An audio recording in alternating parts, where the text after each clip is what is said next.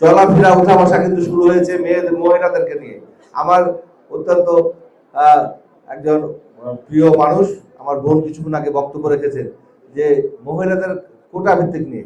আমি আজকে থেকে আপনাদের অনুরোধ করবো যে মহিলাদের কোটা নিয়ে আপনারা কোনো চিন্তা করবেন না, কারণ আপনারা আপনাদের নেতৃত্ব প্রতিষ্ঠা করতে হবে। সেই জন্য আপনাদের কোথাও কোনো বার নাই যে আপনারা এটা করতে পারবেন অথবা এটা করতে পারবেন না। আজকে দেখেন একটা পক্ষ এই নারীদেরকে নিয়ে স্ট্যান্ডবাজি করে, বাংলাদেশের স্বাধীনতা সার্বভৌমত্বকে নিয়ে স্ট্যান্ডবাজি করে। এই স্ট্যান্ডবাজির রাজনীতি অন্ততপক্ষে জাতীয়তাবাদী দল করে না।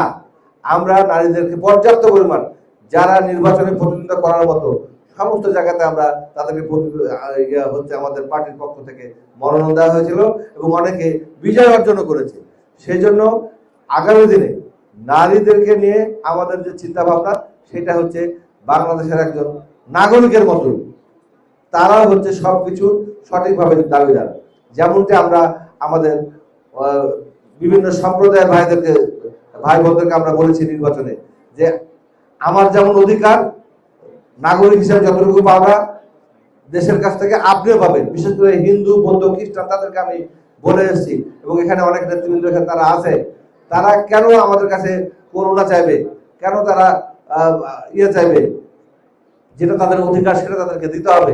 এই জন্য দেখেন চাহিদা এবং জ্ঞান ভিত্তিক শিক্ষা ব্যবস্থায় আমাদের একটা কলাম আছে এই রাষ্ট্র মেরামতের 31 দফায়।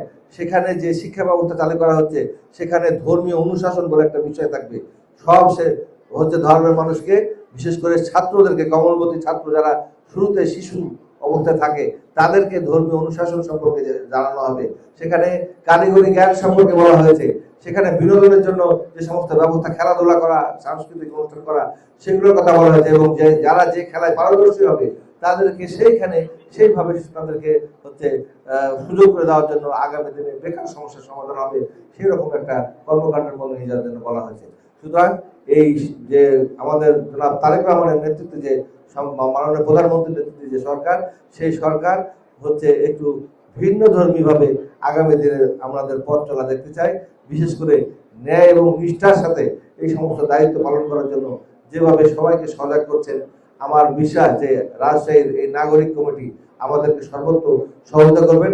আর আমি আপনাদের অনেকে যারা আমার বয়োজ্যেষ্ঠ আছে তাদের ছোট ভাই হিসাবে, আমার যারা সহকর্মী আছে তাদের ভাই হিসাবে, আমাদের যারা জুনিয়ররা আছে তাদেরও একজন ভাই হিসাবে তাদের সাথে পাশে থেকে সকল কর্মকাণ্ডের মধ্যে আমি আমার নিজেকে সম্পৃক্ত করবো এই বলে আমি অঙ্গীকার করছি আপনাদের সামনে যে আমরা সবসময় ন্যায়ের পথে হচ্ছে যে কোনো ইয়ের মধ্যে আমরা সবসময় আপনাদের সাথে পাশে থাকবো।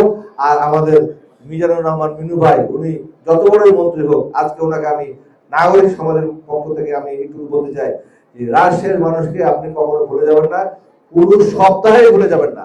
প্রতি সপ্তাহে রাজশাহীর মানুষ আপনাকে চায়, আপনি প্রতি সপ্তাহে রাজশাহীতে অন্ততপক্ষে একবার আসার চেষ্টা করবেন। এই দাবি রেখে প্রত্যেকের সুস্বাস্থ্য দীর্ঘ কামনা করে এবং আমাদের চলার পথে পাথে হয়ে থাকবেন আপনারা, আপনাদের বুদ্ধি পরামর্শ নিয়ে আগামী পথ চলা আমরা চলতে চাই এই বলে আমি আমার কথা শেষ করি। সবাইকে ধন্যবাদ।